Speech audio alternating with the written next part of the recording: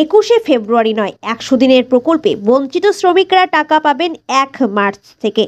বিধানসভায় জানালেন মুখ্যমন্ত্রী মমতা বন্দ্যোপাধ্যায়। মনরেগা প্রকল্পে বাংলার জব কার্ড হোল্ডাররা কেন্দ্রের টাকা পায়নি, তাদের পাওনা মেটানোর উদ্যোগ নিয়েছেন খোদ মুখ্যমন্ত্রী।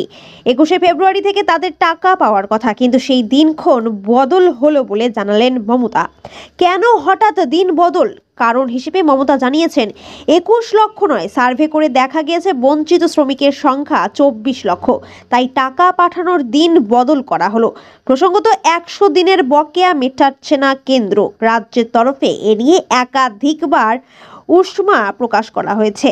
কেন্দ্রকে একাধিকবার চিঠিও দিয়েছে রাজ্য, কিন্তু বকেয়া আদায় হয়নি। গত মাসে মুখ্যমন্ত্রী মমতা বন্দ্যোপাধ্যায় বকেয়া মেটানোর জন্য 7 দিনের সময়সীমা বেঁধে দিয়েছিলেন। তার মধ্যে টাকা না মিললে ধর্নার ডাকও দেন তিনি। সেই মতো চলতি মাসের শুরু রেড রোডে ধর্নায় বসেছিলেন মুখ্যমন্ত্রী, তাতেও বকেয়া আদায় হয়নি। এই পরিস্থিতিতে রাজ্য বাজেটে শ্রমিকদের জন্য বড়সড় সুখবর দিলেন অর্থমন্ত্রী। জানালেন, মনরেগা প্রকল্পে কেন্দ্র বরাদ্দ বন্ধ করে দেওয়ার 21 লক্ষ জব কার্ড হোল্ডার শ্রমিক যারা বঞ্চিত হয়েছেন তাদের বকেয়া মেটানোর সিদ্ধান্ত নিয়েছে রাজ্য। 21শে ফেব্রুয়ারির মধ্যে মজুরি প্রদানের কথা বলা হয়েছে, যার জন্য বরাদ্দ করা হয়েছে 3,700 কোটি টাকা।